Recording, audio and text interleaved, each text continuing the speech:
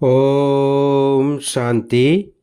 23/9/2025 காலை முரளி பாப்தாதா மதுபன்.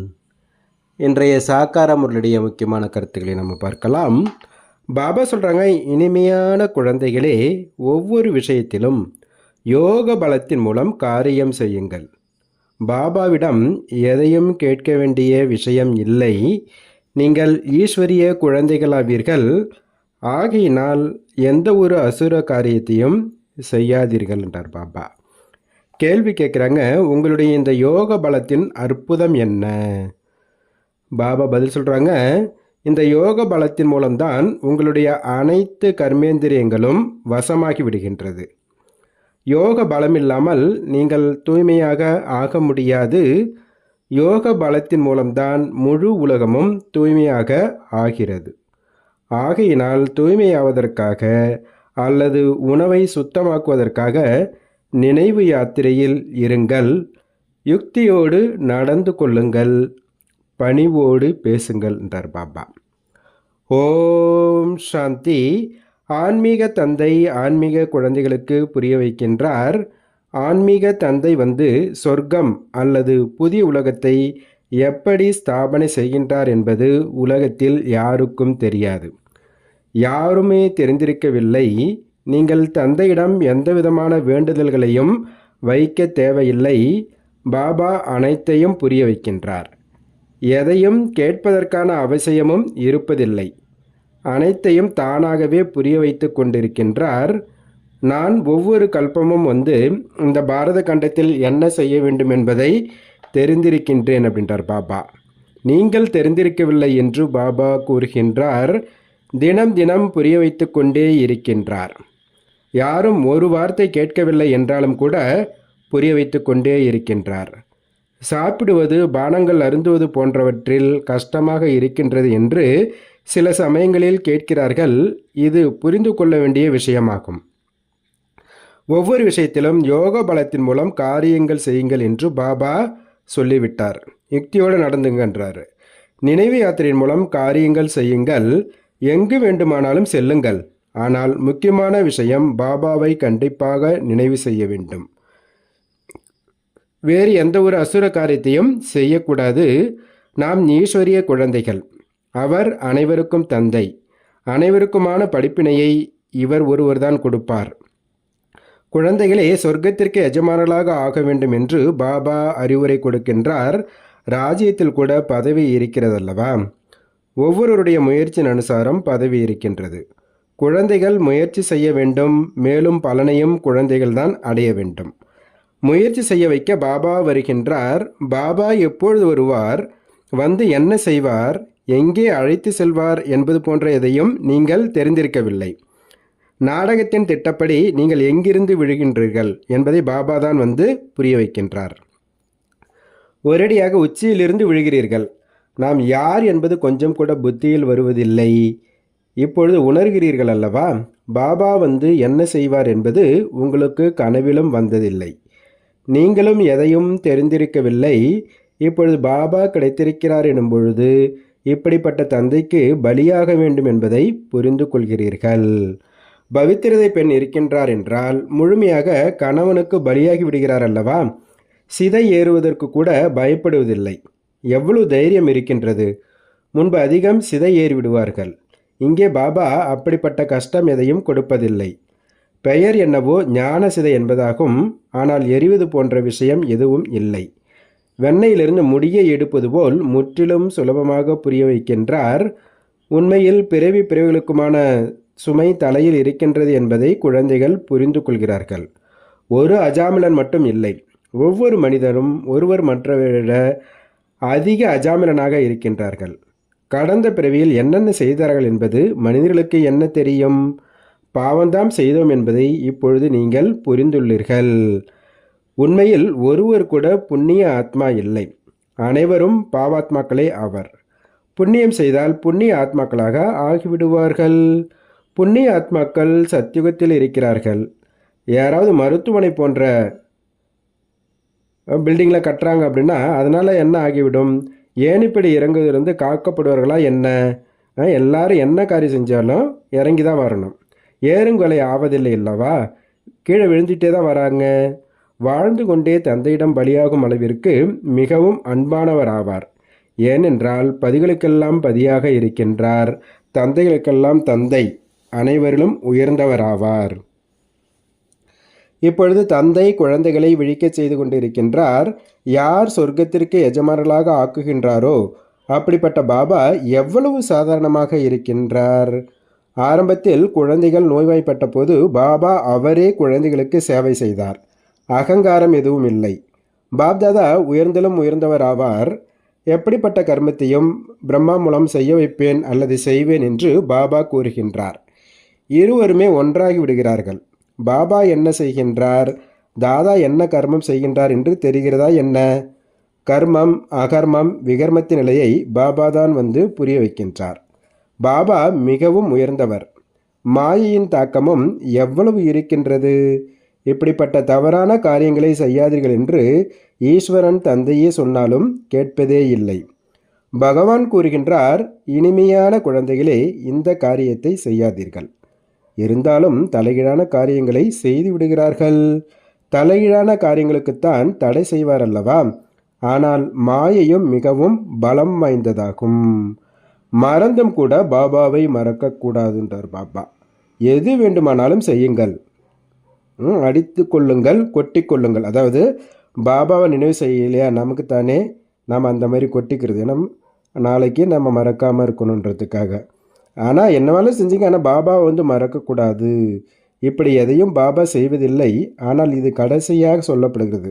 எப்போ அவங்க வந்து லிமிட்டை மீறாங்களோ அப்போ பாபா சொல்கிறாரு, உங்களுடைய வாசலை ஒருபோதும் விடமாட்டோம் என்ற பாடல் கூட இருக்கிறது. என்ன வேண்டுமானாலும் சொல்லுங்கள், வெளியில் என்னதான் உள்ளது கிடைப்பதற்கு, வேறு எங்குதான் செல்வது என்று புத்தியும் சொல்கின்றது. எல்லாத்துக்கும் ஒரே கடை இதுதான் இல்லையா, வெளியே எங்கே ஒன்றும் கிடைக்காது. பாபா ராஜ்யத்தை கொடுக்கின்றார், பிறகு எப்பொழுதுமே கிடைக்காது. அடுத்த பிறவியில் ஏதாவது கிடைக்கும் என்று இருக்கிறதா என்ன? இல்லை. இந்த பரலோகீக தந்தை உங்களை எல்லையற்ற சுகதாமத்திற்கு எஜமானர்களாக மாற்றுகின்றார். குழந்தைகள் தெய்வீக குணங்களையும் தாரணை செய்ய வேண்டும். அதற்கும் பாபா வழி சொல்கின்றார். தங்களுடைய போலீஸ் போன்ற தொழிலையும் செய்யுங்கள். ஏன்னா போலீஸ் ஆகிட்டு நான் அடிக்க மாட்டேன் அப்படின்லாம் இருக்க முடியாது. அதனால் இல்லைன்னா இப்போ நான் செய்ய மாட்டேன்னா டிஸ்மிஸ் பண்ணிடுவாங்க. உங்களுடைய காரியத்தை செய்யத்தான் வேணும். கண்களை காட்டுங்க வேண்டி இருக்கிறதுனா அதுக்கு பாபா சொல்கிறாரு, எவ்வளோ முடியுமோ அவ்வளோ அன்பால காரியத்தை செய்யுங்க. இல்லைன்னா யுக்தியோட கண்களால் கோபத்தை காட்டுங்கள், கைகளை பயன்படுத்தக்கூடாதுன்றார் பாபா.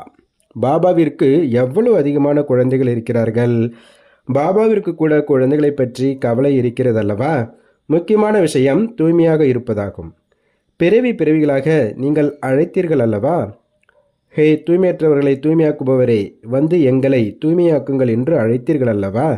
ஆனால் அர்த்தம் எதையும் புரிந்து கொள்ளவில்லை. பதித்த பவனான்னு கூப்பிட்றாங்கன்னா அவர் வரும்போது தூய்மையாகணும் இல்லையா. அழைக்கின்றார்கள் அப்படின்னா கண்டிப்பாக தூய்மையற்றவர்கள் தான் அழைக்கிறாங்க இல்லையா. இல்லை என்றால் அழைப்பதற்கு அவசியமில்லை, பூஜைக்கும் அவசியமில்லை. அபலைகளான உங்களுக்கு எவ்வளவு கொடுமைகள் நடக்கின்றது, பொறுத்து கொள்ளத்தான் வேண்டும் என்று பாபா புரிய வைக்கின்றார். யுக்திகளையும் கூறிக்கொண்டிருக்கின்றார். மாதா அபலைகள் இருக்காங்கன்னா பாபா எப்படி யுக்தியோட வந்து தூய்மையாக இருக்கிறது அது கூட வந்து பாபா யுக்திகளை சொல்லிட்டுருக்காரு. மிகவும் பணிவோடு நடந்து கொள்ளுங்கள். நீங்களே பகவான் என்னும் பொழுது பிறகு ஏன் வேண்டுகிறீர்கள் என்று கேளுங்கள் அப்படின்றாங்க பாபா. இந்த காப்பு கட்டும்போது நான் உன்னுடைய கணவன், கடவுள், குரு அனைத்தும் என்று ஏன் சொல்கிறீங்க இல்லையா. இப்போ நான் தூய்மையாக இருக்க விரும்புகிறேன் என்னும்போது நீங்கள் ஏன் அதை தடுக்கிறீங்க? பகவானை வந்து தூய்மையற்றவர்களை தூய்மையாக்குபவர் என்று சொல்லப்படுகிறது அல்லவா. அப்போ நீங்கள் தான் பகவான்னா நீங்களே வந்து தூய்மையாக்குபவர் ஆகிடுங்க. இப்படி அன்போடு பணிவோடு பேச வேண்டும் அப்படின்றார் பாபா. கோபப்பட்டால் மலர்களை தூவுங்கள். அடிக்கிறார்கள், பிறகு வருத்தமும் படுகிறார்கள். குடிக்கிறார்கள் என்றால் போதை ஏறிவிடுகிறது. தங்களை பேரரசன் என்று நினைத்து கொள்கிறார்கள். எனவே இந்த விஷம் கூட அப்படிப்பட்ட ஒரு பொருள். கேட்கவே கேட்காதீர்கள். பச்சாதாபப்படுகிறார்கள், ஆனால் பழக்கமாகி விடுகிறது என்றால் விலகுவதே இல்லை. ஓரிரு முறை விகாரத்தில் சென்றார்கள் என்றால் அவ்வளவுதான், போதை ஏறி விடுகிறது, பிறகு விழுந்து கொண்டே இருப்பார்கள். எப்படி போதைப்பொருள் போதை ஊட்டுகிறதோ விகாரமும் அது போலவே ஆகும். இங்கே அதிக உழைப்பு இருக்கின்றது. யோக பலம் இல்லாமல் யாரும் கர்மேந்திரங்களை வசப்படுத்த முடியாது. அனைத்தும் உங்களுடைய யோக பலத்தின் அற்புதமே ஆகும். ஆகையில்தான் புகழ் இருக்கின்றது.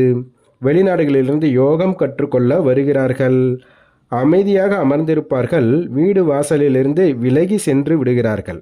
அது அரைக்கல்பத்திற்கான செயற்கையான அமைதியாகும். உண்மையான அமைதியை பற்றி யாருக்கும் தெரியாது. சன்னியாசிகள்லாம் இந்த குடும்பத்திலிருந்து தூய்மையாக இருக்க முடியாதுன்னு சொல்லிட்டு காட்டுக்கு போயிடுறாங்க. அது செயற்கையான அமைதி. உண்மையான அமைதி எங்கே இருந்ததுன்று யாருக்கும் தெரியாது. பாபா கூறுகின்றார், குழந்தைகளே, உங்களுடைய சுய தர்மமே அமைதி. இந்த சரீரத்தின் மூலம் நீங்கள் கர்மம் செய்கிறீர்கள். சரீரத்தை எடுக்காதவரை ஆத்மா அமைதியாக இருக்கின்றது. பிறகு எங்கேயாவது சென்று பிரவேசிக்கிறது. இங்கே சிலர் சூட்சும சரீரத்தோடு அலைகிறார்கள். அது சூட்சும உடலாக இருக்கின்றது. சில துக்கம் கொடுக்கக்கூடியதாக இருக்கிறது, சில நல்லவைகளாக இருக்கின்றது. இங்கே கூட சில மனிதர்கள் நன்மை செய்யக்கூடியவர்களாக இருக்கிறார்கள். அவர்கள் யாருக்கும் துக்கம் கொடுப்பதில்லை. சிலர் அதிகம் துக்கம் கொடுக்கிறார்கள். சிலர் சாதுவாக மகாத்மாக்களைப் போல இருக்கிறார்கள். பாபா சொல்கிறாங்க, இனிமேலும் இனிமையான செல்ல குழந்தைகளே, நீங்கள் 5000 ஆண்டுகளுக்கு பிறகு சந்தித்துள்ளீர்கள் என்று பாபா புரிய வைக்கின்றார். எதை அடைவதற்காக? உங்களுக்கு என்ன கிடைக்க வேண்டும் என்று பாபா கூறியுள்ளார். பாபா தங்களிடமிருந்து என்ன கிடைக்கும் என்ற கேள்விக்கே இடமே கிடையாது. தாங்கள் சொர்க்கத்தை ஸ்தாபனை செய்யும் இறை தந்தையாவீர்கள், புதிய உலகத்தை படைப்பவராவீர்கள். எனவே கண்டிப்பாக தங்களிடமிருந்து ராஜ்யம்தான் கிடைக்கும். கொஞ்சம் புரிந்து கொண்டு சென்றார்கள் என்றால் கண்டிப்பாக சொர்க்கத்திற்கு வந்து விடுவார்கள் என்று பாபா கூறுகின்றார். நான் சொர்க்கத்தை ஸ்தாபனை செய்ய வந்துள்ளேன். பெரிதிலும் பெரிய சாமி பகவான் மற்றும் பிரஜாபிதா பிரம்மா ஆவார். விஷ்ணு யார் என்பதை நீங்கள் தெரிந்துள்ளீர்கள். வேறு யாருக்கும் தெரியாது. நாங்கள் இவருடைய வம்சத்தை சேர்ந்தவர்கள் என்று நீங்கள் சொல்வீர்கள். இந்த லட்சுமி நாராயணன் சத்தியுகத்தில் ராஜ்யம் செய்கிறார்கள். இந்த சக்கரம் போன்றவை உண்மையில் விஷ்ணுவிற்கானதா என்ன? இந்த அலங்காரம் பிராமணர்களாகிய நம்முடையதாகும். இப்பொழுது இந்த ஞானம் இருக்கின்றது. சத்தியுகத்தில் இந்த ஞானத்தை புரிய வைப்பார்களா என்ன? இப்படிப்பட்ட விஷயங்களை சொல்வதற்கு யாரிடத்திலும் சக்தி இல்லை. நீங்கள் இந்த 84 பிறவிகளின் சக்கரத்தை தெரிந்துள்ளீர்கள். இதனுடைய அர்த்தத்தை யாரும் புரிந்து கொள்ள முடியாது. குழந்தைகளுக்கு தந்தை புரிய வைத்திருக்கின்றார். குழந்தைகள் புரிந்து கொண்டார்கள். நமக்கு இந்த அலங்காரங்கள் அழகாகவே இல்லை. நாம் இப்போது ஸ்ரீமத் அடைந்து கொண்டிருக்கின்றோம். முயற்சி செய்து கொண்டிருக்கின்றோம். பிறகு தேவதைகளாக ஆகிவிடுவோம். சுய தரிசன சக்கரத்தை சுற்றி சுற்றி நாம் தேவதைகளாக ஆகிவிடுவோம். சுய தரிசனம் என்றால் படைப்பவர் மற்றும் படைப்பினுடைய முதல் இடை கடைசியை தெரிந்து கொள்வதாகும். முழு உலகத்திலும் இந்த சிருஷ்டி சக்கரம் எப்படி சுற்றுகிறது என்பதை யாரும் புரிய வைக்க முடியாது. பாபா எவ்வளவு சகஜமாக்கி புரிய வைக்கின்றார். இந்த சக்கரத்தின் ஆயுள் இவ்வளவு அதிகமாக இருக்க முடியாது. இத்தனை மனிதர்கள் இருக்கிறார்கள் என்று மனித சிருஷ்டியின் விஷயங்களையே சொல்லப்படுகின்றது. ஆமை எத்தனை, மீன்கள் போன்றவைகள் எத்தனை என்று சொல்ல முடியுமா என்ன? இது மனிதனுடைய விஷயமே ஆகும். உங்களிடமும் கேள்வி கேட்கிறார்கள். பாபா அனைத்தையும் சொல்லிக்கொண்டே இருக்கின்றார். அதன் மீது முழு கவனம் கொடுக்க வேண்டும். யோக பலத்தின் மூலம் நீங்கள் உலகத்தை தூய்மையாக ஆக்குகின்றீர்கள் என்னும் பொழுது யோக பலத்தின் மூலம் உணவை சுத்தமாக்க முடியாத என்று பாபா புரிய வைத்திருக்கின்றார். நல்லது, நீங்கள் அப்படி யோக பலம் உள்ளவர்களாக ஆகியுள்ளீர்கள். பிறகு நீங்கள் யாரையாவது தங்களுக்கு சமமாக மாற்றியுள்ளீர்களா அப்படின்னு பாபா கேட்கிறார். தந்தை வந்துள்ளார் மீண்டும் சொர்க்கத்தின் ஆசையை கொடுப்பதற்காக என்று குழந்தைகளாகிய நீங்கள் இப்பொழுது புரிந்து கொள்கிறீர்கள். எனவே இதை மறுக்கக்கூடாது. உலக ராஜ்யத்தை மறுத்தீர்கள் என்றால் முடிந்தது. பிறகு குப்பை தொட்டியில் போய் கிடைப்பீர்கள். இந்த முழு உலகமே குப்பையாகும். எனவே இதை குப்பை தொட்டி என்றே சொல்ல முடியும். உலகத்தின் நிலையை பாருங்கள், என்னவாக இருக்கின்றது. நாம் உலகத்திற்கு எஜமானர்களாக ஆகின்றோம் என்பதை நீங்கள் தெரிந்துள்ளீர்கள். சத்தியுகத்தில் ஒரே ராஜ்யம் இருந்தது என்பது யாருக்கும் தெரியவில்லை. ஏற்றுக்கொள்ள மாட்டார்கள். தங்களுடைய கர்வம் இருக்கிறது என்னும் பொழுது கொஞ்சமும் கேட்பதில்லை. இவை அனைத்தும் தங்களுடைய கற்பனை என்று சொல்லிவிடுகிறார்கள். கற்பனையினால்தான் இந்த சரீரம் போன்றவை உருவாக்கப்பட்டுள்ளது. அர்த்தம் எதையும் புரிந்து கொள்வதில்லை. இது ஈஸ்வருடைய கற்பனை. ஈஸ்வரன் எதை விரும்புகிறாரோ அப்படி ஆகின்றது.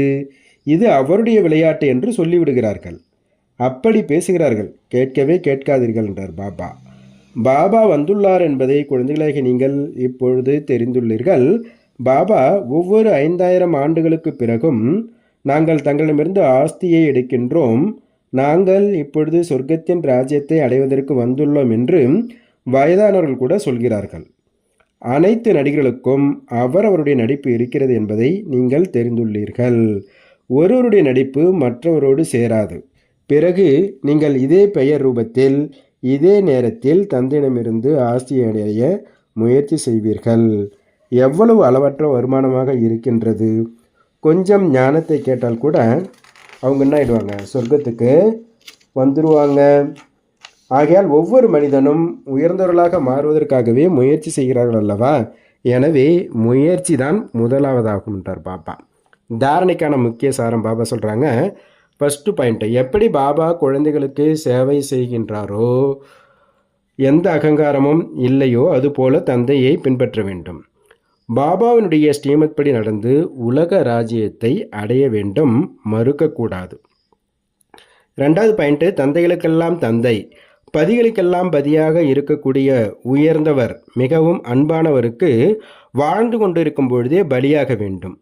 ஞான சிதையில் அமர வேண்டும். ஒரு பொழுதும் தவறுதலாக கூட பாபாவை மறந்து தலைகீழான காரியத்தை செய்யக்கூடாது. பாபா வரதானம் கொடுக்குறாங்க. குஷிகளின் குறையாத கஜானாக்களில் நிரம்பி இருக்கக்கூடிய சதா கவலையற்ற சக்கரவர்த்தி ஆவீர்களாக. குஷிகளின் கடல் மூலமாக தினமும் குஷியின் குறையாத பொக்கிஷம் கிடைக்கின்றது.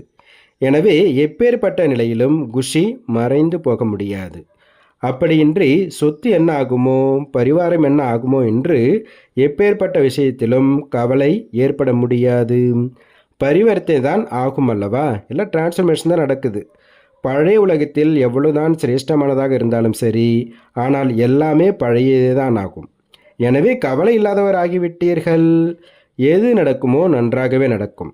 பிராமணர்களை பொறுத்தவரை எல்லாமே நல்லதுதான், எதுவும் தீயது கிடையாது. உங்களிடம் எப்பேற்பட்ட அரசாட்சி இருக்கிறது என்றால் அதை யாருமே பழிக்க முடியாது.